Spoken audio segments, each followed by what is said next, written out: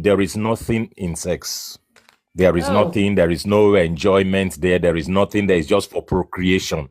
All right. So they grew up with that mentality. What the mothers were trying to do was that they were trying to protect them from messing up themselves. But when it was time to get married, they did not reorient them. So they grew up with that understanding that there is nothing there.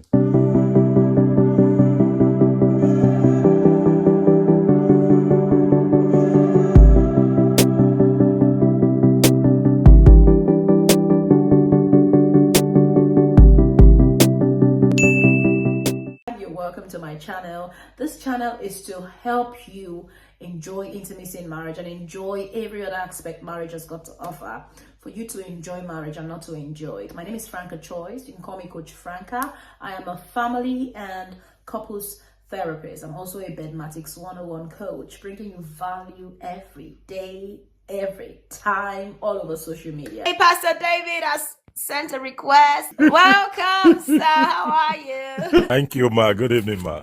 We celebrate you, sir. You're welcome. So please, we need you to give us your other account. Okay, if I understand very well, the issue is why a couple not having it enough, right? Why are couples not having it enough? Is that the question? Yes, sir. There are quite a number of issues. Number one issue that I have seen mostly from years of counseling with couples is the issue of orientation. I'll give a quick example. Two ladies, I had to handle their issue. There was this orientation from childhood that their mothers mentored them that, number one, there is nothing in sex. There is nothing, there is no enjoyment there. There is nothing there. It's just for procreation. All right. So they grew up with that mentality. What the mothers were trying to do was that they were trying to protect them from messing up themselves. But when it was time to get married, they did not reorient them. So they grew up with that understanding that there is nothing there. Okay. So when they got married, they were using that assumption that, after all, my mother told me there's nothing there. Was the thing. You know, my mother said we as a married people, we was telling her, like, me and your father now, we can be there for weeks and even for a month, nothing is happening. All right. So that orientation became her assumption that this is what is it about. It's all about. This lady was given the orientation by the mother that there is nothing special in it. She told her that she and her father can actually be together for sometimes weeks and even going into a month and nothing happens. So she shouldn't see it as any big deal. So she came into marriage concluding that there was nothing there. So even when the man is trying to build intimacy and romance and frequent sex, to her it is like, there is nothing there. Let's focus on other things. And then that's where the problem started from. All right, wrong orientation. Then for the man, there was this orientation from the father. This one, I knew him very well because he was my cousin. There was this orientation that, look, there is nothing. You don't give your strength. That was the word. He was actually quoting from the book of Proverbs, referring to the statement of Solomon, that you don't give your strength to women. Okay. When it is time, you marry the woman, you have the children you want with her, and then live your life and plan your life and things like that. So he grew up with the fact that having time with his wife is giving his strength to the woman. All right. Whoa. Now he wants to save his strength for his business, to look for money, and to become whatever he wants to become. So now he is trying to deprive his wife of enjoyment because he's saving his strength, as he was told by his father. There was no reorientation. Okay, so the orientation thing became a problem for both of them, for both the man and the woman. A woman who was oriented by her mother that there's nothing there except for procreation. A man who was oriented by his father that giving time to the woman is giving his strength to the woman. Orientation is a problem. It's always going to affect. So this is why when it is time to get married, it is important for the people to study, to go for trainings and learn and understand these things. We have, I think, about 3 courses we do for different levels on sex alone, both for premarital counseling for newlyweds, for older couples, we always have a topic on the issue of sex for them, so that they understand what it means at each stage of the journey. Because lack of understanding with the wrong orientation will create problem for them. Then that is number one. The second thing is religious fanaticism. A lot of people bring in religiosity into it, and some of them even quote Psalm 51, where David said, my mother conceived me in iniquity. And they said the sex was the iniquity David was talking about. Okay. There is no orientation that is, no adequate knowledge for them to know that when they are married, this thing is not sin, is their rightful, is their full right. Their right. To do That's it. Now, right. the problem is, even from the pulpit, yes, even from the pulpit, the way some pastors will try to sugarcoat the thing, it will look as if, if you do it, you are a sinner. Okay. I remember a situation where a couple we had to deal with who said every time they want to have it, they must kneel down to pray for forgiveness first. And after the act, they also pray for forgiveness. You see, religiosity. And because of that, they have to start reducing. It's really funny. They have to start reducing the number of times they will sin, in quotes. So because of that, they don't want to have it frequently, because to them, each time we are doing this thing, we are committing sin. We have to pray for forgiveness. So we must not be praying for forgiveness every day. So let's be sinning once in a while so that we pray for forgiveness once in a while. You see, religiosity is creating a problem. So number one, orientation. Number two, religiosity. Now, number three is naivety. Some people are just uneducated as far as sexual orientation is concerned, and this thing has to do with parenting. It appalls me, it amazes me rather, that parents will talk to their children about school, about being a doctor, about being a lawyer, about how to cook and how to be parents. No sex education. They don't address. No, they don't do it. It's a problem. So the children grow up and they are totally naive. They don't know anything about this thing. They don't understand what it is about. So it is a problem. It is one of the commitments we made, myself and my wife, that from childhood, every of our children must be exposed to sex education. We teach them everything. We tell them what it is. They can't hear it from somewhere else. They hear it from us first before they will hear it from anywhere. So every child will understand exactly what it means, what we are talking about, what is the experience like, why you should not go for it until you are married, what the experience will look like, what are the implications. Our boys know from childhood that erection means responsibility. They have to understand. While it is a good thing, while it means you are healthy, it also means responsibility. So they must understand that these feelings are correct, they are good, but they must be put under control. All right. So naivety came from the issue with parenting. Parents who had negative orientation and passed it on to the children. And then number 4 is the issue of societal pretense. That's what I like to use. Societal pretense. Are you writing it down? Write it down. Somebody made. Thank you. Somebody made a statement somewhere, sometime, and said, and it really disturbs me. He said publicly, nobody visit porn sites. He said, but the porn sites have massive visiting and following every day. He said, so who are the spirits that are visiting them? Societal pretense. People don't want to talk about it. They behave like they don't. This thing, no. If you are doing it, is because you are bad. That was our topic yesterday. That was our topic yesterday. Okay. Go on, sir. Wow. All right. So because of this issue, we don't have the courage to publicly address it. Because of the way the society tries to put a pretentious stigma around it.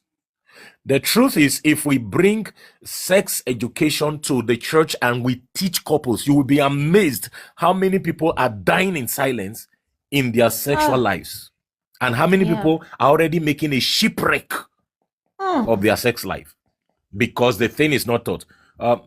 Because of that, this January, one of the books I published online is called Sex and Worship. Sex and Worship. And I dealt with that issue a lot in that book because of this issue that people are facing. They don't say it publicly, but privately, as a family life practitioner and as a marriage counselor, you will always discover that this thing is a big problem. Now, then it comes to this, still on this orientation thing. You know, there was a case myself and my wife handled upward of 10 years ago for a couple. The issue was that the lady was, she got the orientation that her body is the temple of the Holy Spirit, and that is where it ends. Nobody touches your body anyhow, and that includes her husband. So she can't allow the man to kiss her. She can't allow the man to kiss her. She cannot allow the man to touch her breast. It was an issue for them. It was a major struggle. She had to be sat down for a complete orientation. So we had to, it's now like a reteaching that, look, the body belongs to God, to you, and to your spouse completely, fully, and you don't have the right to even withhold any part of the body from him, as he has no right to withhold his own body from you. And it's in the Bible. So how they are not reading that part, I don't understand. Don't get it. So we had to do that clarity, because, you know, sometimes it's like people are doing, it's almost every way, you know, selective reading of scriptures, selective reading of books, selective handling of topics. For example, we talk about the issue, there's so much heat on the issue of love and respect, but the issue of sex, no, we push it aside. We don't want to talk about it. Then, if you have the courage to come and talk about it, people look at you somehow as if you are the bad egg. Oh, I thought they said he's a pastor. I thought they said she's a woman of God. Why is she treating this topic? Yet that is what is destroying people at the back of the door. That's why then the next big issue is the issue of hygiene. And men, this issue of hygiene is a big problem. It is a big problem. All right. It's a big problem. Some people are so careless, and this thing is both ways. It's not even for only men or women alone. It's both ways. Not only men, not only, both ways. I mean, some people are so careless with their hygiene. They are so careless with their personal hygiene. So the other spouse who is hygiene conscious, we just want to get this thing over with and get out, because there are unbearable odors that are coming from, I mean, you know. So if each person, we had to, in one of our courses, we had to deal with romance and hygiene, the issues that affect romance and sex. We had to deal with this hygiene thing properly. I mean, we are not just saying hygiene and leave it there. We talk about what we mean by hygiene, the areas of the body that need to be well cared for. The neck, the armpits, the pubic hairs that some people will leave their own, they'll become forest. Then the thing, we gather all the sweat and all those, and then it becomes very smelly and irritating for their spouse. We have to talk about them. There are people that, sorry for the women folk, this is not an attack on any women. There are people that their fingernails are claws, that they injured their spouses, whether male or female. They have that problem. They have not learned how to use their fingers around their spouse's genitals. Some women, by the end of the show, they would have bruised. Yes, they would have bruised the genitals from the man. Some of the men would have caused injury for the woman. So, foreplay is even a torment. You know. Oh my God! All right, oh my God! So the truth is, people, we have to be taught two things together. Number one, hygiene. Then two, foreplay. The two lessons need to go together. Okay? Because foreplay is difficult when hygiene is a problem. You can't be telling me, kiss me. When I want to kiss you, your mouth is, out of the mouth is proceeding triple-edged sword odor. You know, it becomes difficult for the other spouse to kiss the person. Okay? And I think I was there was a man I was having a time with some few years back, and he kept on saying, I don't know what to do again. My wife keeps saying my mouth is smelling, my mouth is smelling. I say, hold on, this thing can be dealt with. It's just lack of knowledge. What is the issue here? He said my mouth is always smelling. I brush my teeth. I say, wait, smelling mouth is not usually teeth, it's the tongue. It's the tongue. Concentrate on brushing your tongue Did you properly. guys heard when I was talking about the tongue? I said it just about a few minutes ago. Like, take a fresh toothpaste and brush inside. Oh, Jesus. You're just saying everything. Well done, sir. Go on. Yeah. Thank you, ma. So we have to tell them, look, brush the tongue, brush the roof of your mouth. Then get a good mouthwash. Because sometimes the toothpaste you're even buying, we don't know whether it is original or fake. So buy a good mouthwash. When you have brushed, use a good mouthwash, rinse your mouth, gargle and spit it out. You will smell fresh. Wow. Yes. Because good smelling mouth is good for sex business. So we cannot just, and even some women, I have to tell some women too, you see, this hair, give it attention. Don't do hair once in a while and carry the braids for the next 3 months as if it's a trimester of pregnancy. Then you lie on the bed, the man can't breathe. The odor coming from the hair alone is enough to kill 1,000 demons. You use, you have to use, learn to use, good hairspray. Let the thing smell good. You guys heard when I told you guys about the hair. What are perfumes for? What are deodorants for? Let's use these things. Jesus. Because when the body is smelling good and the bed is smelling good, the thing goes well. It goes well. It's enjoyable. It's an experience that is worth having. You don't want to rush out because anywhere you put your head in your spouse's body, it smells good. All right? So the issue of bathing well, the issue of using, shaving the places that need to be shaved, the issue of using good deodorants and body spray and perfumes. Perfume the bed, for God's sake. Perfume the sheets, the bed sheets. Let's spray some perfume on them. Put some perfume on the pillow so that the place smells good. Spray the room. In one of the courses we did, we had to put issue of bedroom settings. It's part of the thing. You don't enter the bedroom and it looks like where Ukraine and Russia are fighting. The thing will not flow. Let the bedroom be put in order. Let the settings be well set. Are you guys People should learn to give attention to their bedroom settings. Wow. Wow. You see? So they should give attention to their bedroom settings. Let the furniture in the room look good. If you don't have good furniture, please carry the old and worn-out one out. Because sometimes those things, they kill the drive. When you enter the room with the little thing you have there, let the place look nice and inviting. Then for God's sake, put a colored bulb there. Don't be putting all those white and what is it? Red bulb or white bulb is just shining everywhere. Everywhere the thing will look unattractive. Put some dim colored bulb there. That one will stir up some fire. So that the room itself is saying, come and enjoy yourself, come and enjoy yourself, come and enjoy yourself. It makes the thing, yes, it makes the thing very, very sizzling and romantic and fireful. All right. So I've talked about a few things: orientation, religiosity, lack of understanding, parenting, and then societal stigma or pretentious societal pretense. Let me use that word. Then I've also talked about the issue of hygiene. Maybe I should put a pause here first. Thank you very much, ma'am.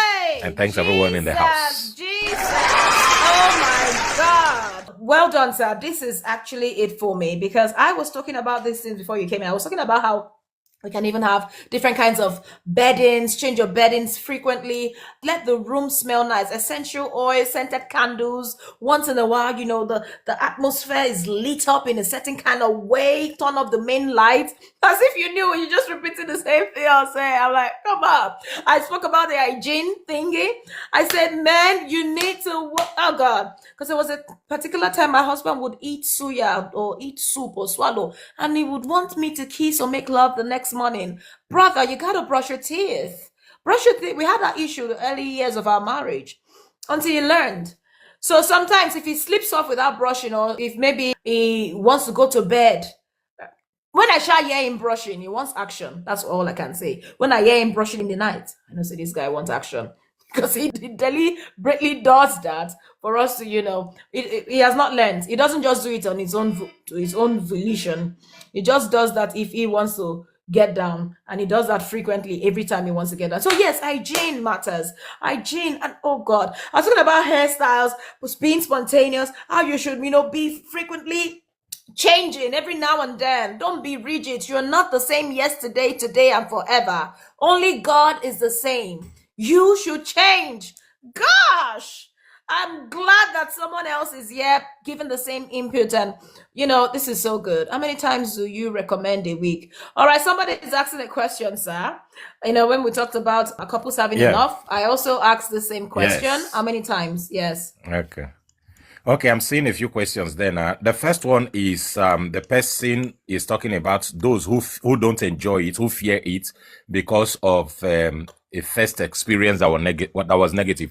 Okay, now number one, understand that there are no two people that are the same. If you had a bad experience with Peter, it doesn't naturally or automatically mean you are going to have a bad experience with Paul, except you are carrying that experience in your mind and transplanting or transporting it. So every new relationship is a new experience. The first thing you need to do is let it go. And if you don't know how to do it, see a therapist. Thank God for Franca Choice in the house, Mathematics 101. And I'm also there. You meet people like us, book a session. Tell them this is my problem. I need help. It's very easy. We work with you. We walk you through it. Okay. We help you to come off the ugly experience that you have had before, then create a fresh expectation. Take note of the word expectation, because your expectation is going to determine how you experience it when it begins to happen. That is that part. Okay, then this person said, my question is why most women don't know what men needs in the bedroom. There is a man, is he Gray or Grant, who wrote a book, Men Are From Mars and Men Are From Venus and Women Are From Mars, or Men Are From Mars and Women Are From Venus. In that book, he points out something, the differences between men and women. One of the things that many of us don't understand is we want to marry the opposite sex. We don't spend time to study about the opposite sex. It's wrong. You want to become a doctor, look at the time you spend to study. You want to become a lawyer, look at the time you spend to study. Now you want to marry somebody for life and you don't study about that sex. It's not correct. So that is why in some of the courses we do, we teach people the differences so that you will understand. So for example, if you are a man and you see that your wife don't understand, you will now have to register both of you and for such a class and make it specific that this is why we are registering. This is the problem we are having. So people like us who are marriage counselors will now bring the issues out and teach both of you so that you will understand yourselves. Because if you don't understand yourselves, you will not be able to flow through. Then this person is asking, Pastor, how many times do you recommend a week? I recommend number of times based on who you are, based on your age, based on your work schedule and things like that. We don't just recommend a flat timing for everybody. For example, if you are newlyweds, what you are trying to do is bonding. You will need to be very, very frequent. If not, in fact, your time is not how many times a week, but how many times a day. Because you are newly wed, you have all the time. You need to bond. You need to do it a lot. Some people will go 3-4 times a day. You need it. That is why when you are getting married newly, one of the strong things we tell you is don't bring people to live with you yet. 2 of you live together alone first, so that you can have all the time and be able to bond. That's for newlywed. Okay. Now for people who are advancing in age, you can't be doing that 3-4 times a day anymore. You don't have that strength. Then maybe you have a very what is it, high closed libido, up work schedule. Yes, then they good. Those who have high libido, I was talking about work schedule anyway, but those who have high libido, now this is where both spouses need to sit down and discuss it. That look, this is how it is for me.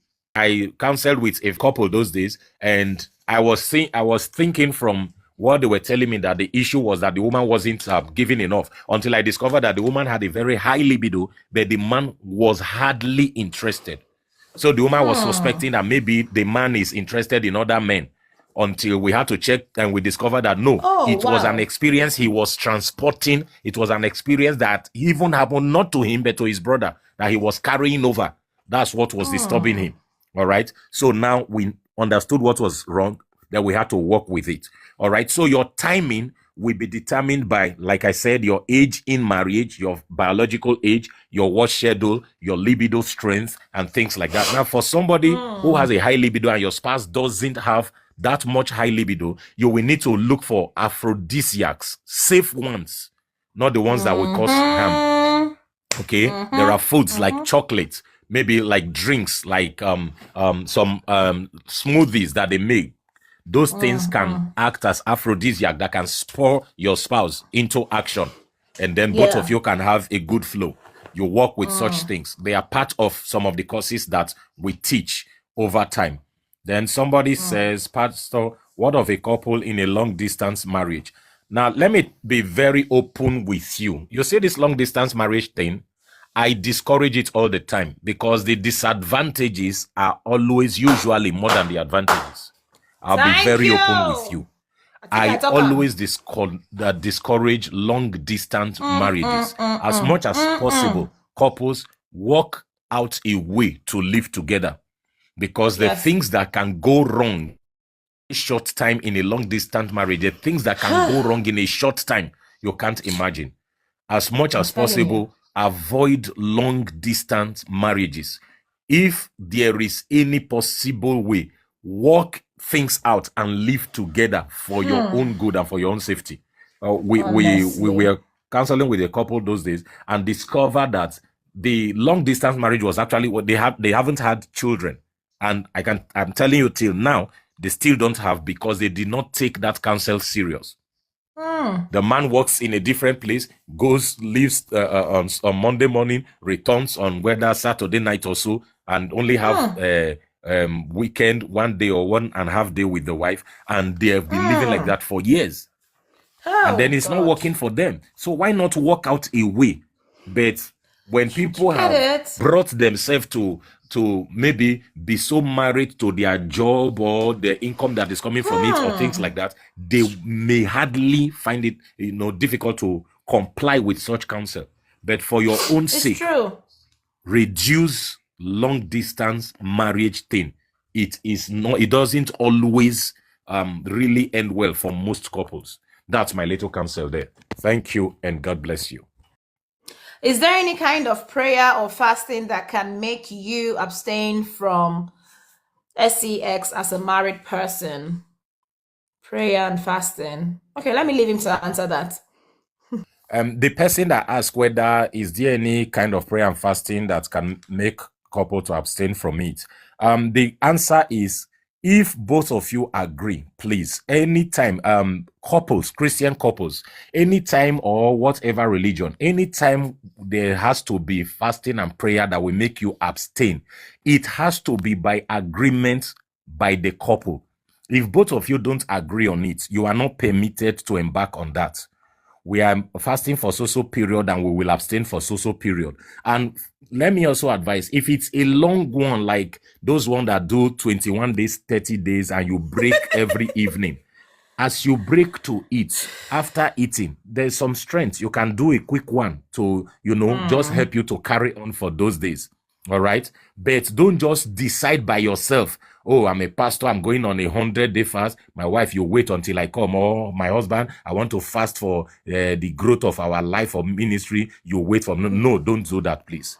Then for those that are using, talking about toys in a Christian marriage, and the question is dicey. So I'm going to answer it in two ways. Way number one, if nothing is wrong to any of the two of you, there is absolutely no need for toys. If nothing is wrong with the two of you, there is absolutely no need. If you are both healthy, yes. The only time it may, listen to the word I'm using, may. The only time it may be permitted is, let's say one of the spouses has a health issue and will not be able to perform. Then he or she is the one now encouraging the spouse, okay, look, I'm going to be using this toy to make up for you. It is no longer it's not a self-service as at that time. It has to be how do I put it now? A cooperative action. or a corporate action, whichever one is you. But that is, let it be on the fact that it's both of them working out satisfaction for the person who is healthy but cannot be satisfied. There was an issue of like that of a man who said for like a year and a half, he was bedridden because he had an accident. So what he did was himself and the wife had to start engaging in use of the tongue and the hands to get her satisfied. They didn't use toys, but he was using his hand and tongue to get her satisfied. I was That going is to because say both that, of them that agreed I would that not this is what we recommend should be at doing for this all. period. Yes. Yes. At all, Yeah. yes. I was not going to recommend, Because unless when it unless becomes it an is, addiction, unless it is prescribed. But yes, even though it's going to become an addiction that she would or even he though would not want to an go addiction, the thank other you, way. it will be difficult Yes. to break from. Yes, it will be difficult to Honestly, break from. Because some I of don't those toys are recommend. programmed in such a way that once the feeling you get from them becomes an addiction very fast. That You is will why even it prefer is it to your always better to spouse. not even start You it wouldn't at even want to all. go back to your It's spouse difficult to because break you from. would That's the prefer truth. and the toy, you cannot match it. You can't match your spouse's energy to that of a toy. Do you get it? So don't start what you cannot finish. I would advise you. Don't start what you cannot finish. Yeah. You cannot finish, yes. Yes, The yes. best thing to want to do in that case is you can rather tell your spouse, this is where I am feeling unsatisfied, so that they can make up, they can find a way to be able to spice it up in that area. And where you maybe you don't have the courage or the language to explain it, bring your spouse to a counselor, an expert who will be able to work with you. Man, this is what you need to do and improve. Woman, this is where you need to make up, so that both of you can have it as a mutual enjoyment, instead of starting off something that will become an addiction and a problem for the two of you tomorrow. For the marriage. Thank you. For the marriage. I think that's for that. Thank you so much, sir. Bless you. We thank you for always finding this your second home, to always come and encourage us some more. I'll see you on my next video. Bye-bye.